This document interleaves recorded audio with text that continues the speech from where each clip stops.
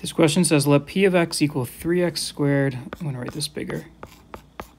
3x squared minus 5x cubed plus 7x to the fourth plus 3x to the fifth. That's the fifth degree Taylor polynomial for the function f about x equals 0. What is f triple prime of 0? Okay, so there are two approaches. There are two valid approaches to this problem. The first is, since this is the Taylor polynomial centered at x equals 0, the fifth degree, then if you write down what the recipe is, right, like what recipe created this, the recipe that they created this was f of 0 plus f prime of 0 times x, x minus 0 if you want, f double prime of 0, x minus 0 squared over 2 factorial, f triple prime of 0 over 3 factorial times x cubed, and really, like, etc., right? So match degrees, right? This must be the result of this happening. So you set those equal.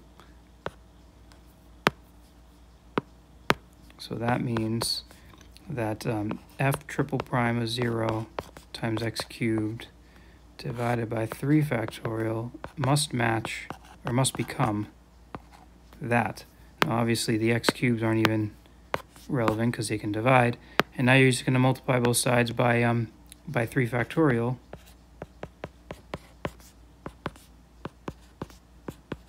3 factorial is 6, so this is negative 30. Okay, which is answer choice A. That's one approach. The other approach, which maybe is, I don't know, maybe it's quicker.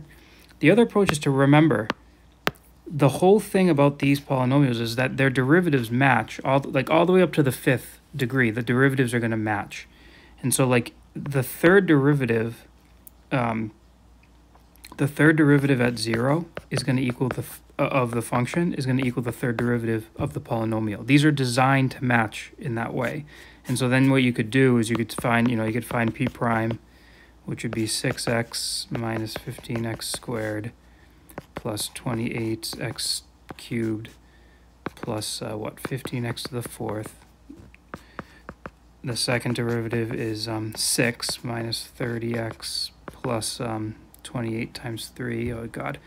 Let's see, 20 times 3 is 60. 8 times 3 is 24. 84.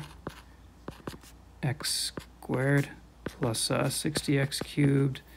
And then the third degree, the third derivative at x is negative 30 plus 168.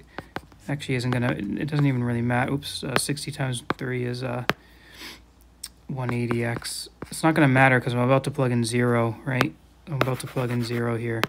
And notice we get the same answer, which is negative 30. Everything else becomes 0. So that's a valid way of doing this problem too. But I think the top way is probably quicker if you recognize that.